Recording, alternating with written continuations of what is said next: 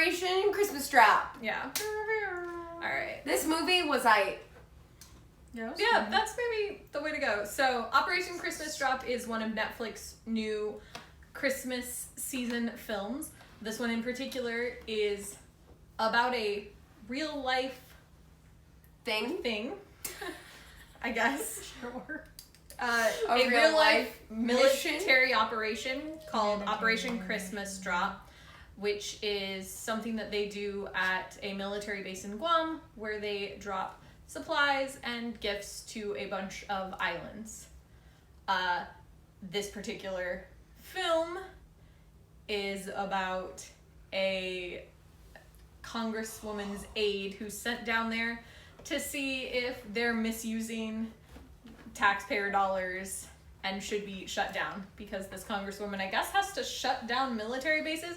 That's the most unrealistic part of this entire film, is the idea that the government is gonna shut down military operations and that's where they're looking to shave budget. I don't believe it. Just the humanitarian portion of the that's correct. operation. Yeah, you're right. So. No one talked about any of the bases that were, doing actual war operations, but these people who are helping islanders, nope, gotta shut them down. Get them out of here. You're right. Maybe that part is a little bit more realistic.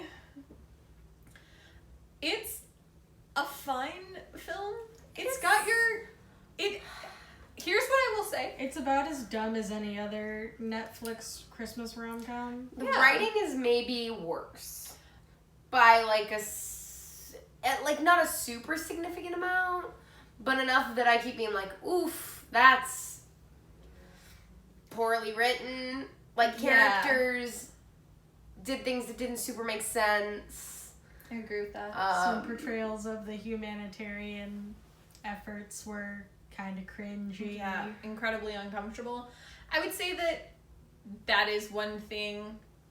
Like, this film has some topics that are a little more sensitive than a Netflix Christmas film usually has.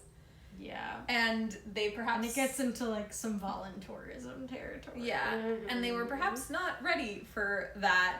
This isn't what was the Christmas Inn or whatever? This isn't some woman just winning an inn in a contest and then falling in love with the contractor. Oh, look, it's that same actress. This was an operation and a humanitarian effort and a lot of just things that maybe the writers should have done before they wrote a show about it. Yep. Maybe not. Maybe they have done it. They do it incredibly cringily. Yeah. Sometimes. Some of the stuff was really good. So some of the stuff actually on the military base was well done. They showed pictures from the actual effort, and it seemed pretty accurate. Yeah. But there's a specific scene where they visit an island, and Erica just gives everything in her purse to these children. Things like a hairbrush and scrunchies and highlighters. She goes over to give them highlighters to be like, you want some markers to play with, kids? Yeah. And I was like, oh no. Very cringy. But they're playing the type of music and having the male lead look at her like that's a really good thing that she's doing. And it's unfortunate because I feel like in the rest of the film, they very much treat it like we're gonna drop the things these people need, like rice and generators for power. Mm-hmm. And they make a big deal about how they are dropping presents, but what they're mainly dropping is items that people actually need. Medicine and food and such and so forth. Materials. So that was strange. That was a strange part of the film. And the writing of the characters that aren't the two people who are gonna kiss at the end is convenient writing, so they're not characters, they're saying the right thing for the plot to keep happening, so when it's near the end, the villain comes around. When it's time for the friend to need to talk about Erica regaining her Christmas spirit, she does that. But then, like, 2 seconds later, she's like, but have you gotten the report done? And it's like, are you the same character? Yeah, that's true. The best friend was given a lot of, like, strange, mood-specific advice to whatever the plot She did a good job. I've definitely seen several of these performers in other roles, so I know that they've got acting chops. Which is why we're pretty sure it's just weird writing. Yeah, some awkward writing. We did enjoy, there was a good moment in the film where she shows up in this fancy dress, and Amanda said, did she pack this for a business trip? And then immediately the character in the movie was like, do you always pack dresses like this? So that was appreciated. There was at least some acknowledgement of that. It wasn't quite like just for the convenience levels of nonsense happening. Yeah, the people are convenient, but the items were explained. Weirdly true. Really weirdly true. I felt like all the other characters were just convenient. Like, they weren't characters, they weren't people. That's how I felt about everyone on the military base, unfortunately. Honestly, everyone in the whole film. Because Erica also, just like to be a trope in the middle, is like, oh, well, you're not such a selfish con artist after all. Which he was never set up to be. Yeah. Because no one in this film is set up to be anything. Except for maybe the congresswoman being kind of a villain.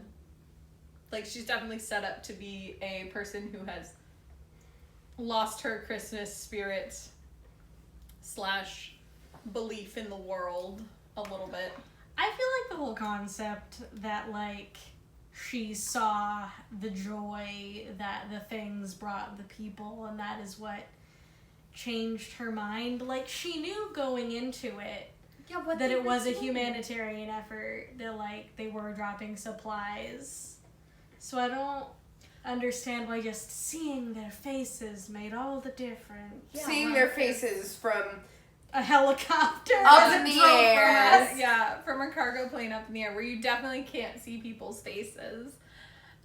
I mean, we could, obviously, because we could see them on film, but they definitely could not. I also feel like that's kind of weird, but also I do know that there's a whole thing with people about, you know, like, actually seeing people makes it more real than, like, reading a statistic. But she's like a senator. She should know. Yeah. She should be doing community outreach. Well, she's just the senator in charge of shutting down military bases. She's in charge of shutting down military bases, and there were 3 on the chopping block, and one of them was in her district. So she couldn't shut down that base. So she was looking for another base. A base with more Christmas cheer. It's never resolved. What base is she going to shut down instead? Oh, yeah, that's great. Who we knows? Actually do not know. Probably the one in her district. That'll go well.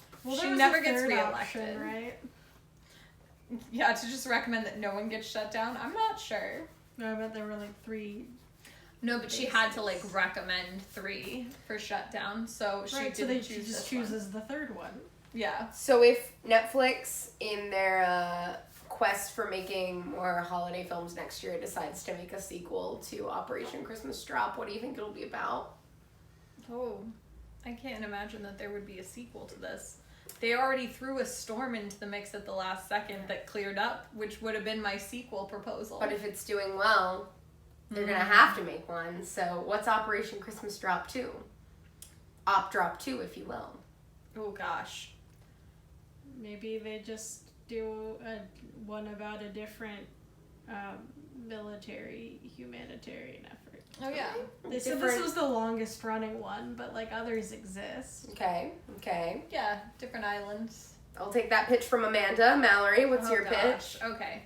So in my sequel to Operation Christmas Drop,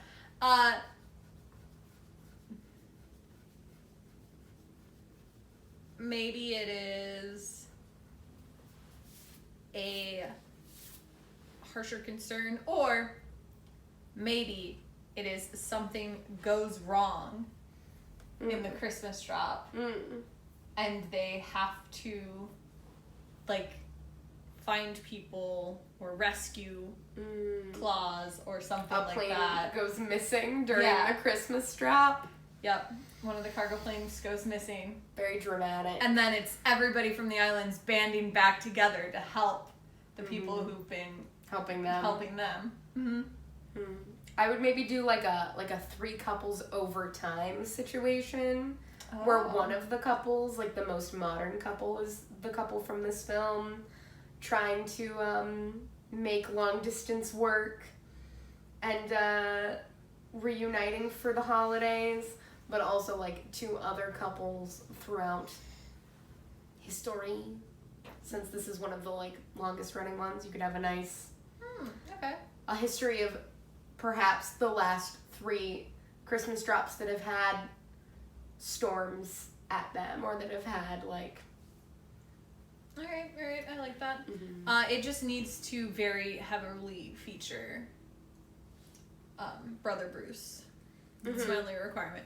Which, Brother Bruce is a guy who does a lot of communication between all of the islands. They're near Guam, and apparently he is a real man, and that real man played Himself that character in this film. in the film, which is very cute, a little silly, but I'm into it. Yep. So overall, as far as Christmas movies go, it's definitely not the worst one we've watched. Definitely not the best. It's definitely not the best. What's the worst one you've watched? We watched the one about ghosts. I think is the worst. I knew you were one, gonna say that. which I can't remember. Christmas Spirit. That's what that one's called. Yeah, that one's not great.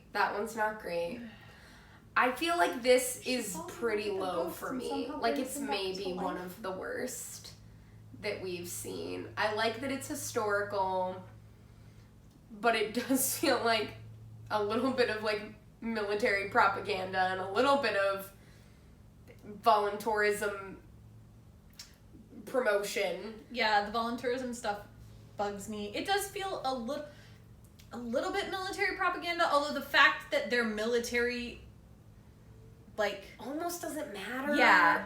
Which is weird. Which I think is partially because it's, like, based on a real operation, so, like, it had to involve the military if they were going to make a film about it, but they definitely really downplay the fact that they're military. I don't know. I mean, all of the costuming is military, all of the fact that they have to use the choppers from the Navy is a thing that they bring up. It's like set on the base, the Yeah. whole film. Yeah. We like that I don't know how it took us this long to say it, but there is a diverse cast. It is not That's true. 2 white people, and if it was 2 white people, it would be 100 times worse. Like, it would actually be the worst Christmas movie I've ever seen. And in fact, if the woman who was in the couple was white. yeah, he's white, and Brother Bruce is white. But he's a real guy. But he's real, yeah. But then there are a lot of But then the, like, people of head of color. the base and his wife and the other... well, his wife is white. The other main... Like, the other 2 military people that we hang out with the most. And then the Islanders are not played by white people. Yeah. So there's that. Thankfully. Yeah. Like, the commander of the base and his wife, who is also, like... There's a lot of women in power in this film, too, which is nice. The Congress person is a woman And with the best friend lots of female on is staff. also, like, Erica's best friend is also a person of color. And obviously, like, pretty powerful in that. Yeah, so if they had given these people, like, better characters and character development, very diverse cast of actors, I would just also love those actors to get to play characters. Wow, wouldn't that be neat? But yeah, like, What a the novel scene choice. where she gives things to the Islanders would be a lot more It was still... upsetting if she were white. It's still really upsetting. But I was like, ugh, but this would be worse if it was like Hilary Duff or Lindsay Lohan. Yeah. Given their highlighters to it would just feel even worse.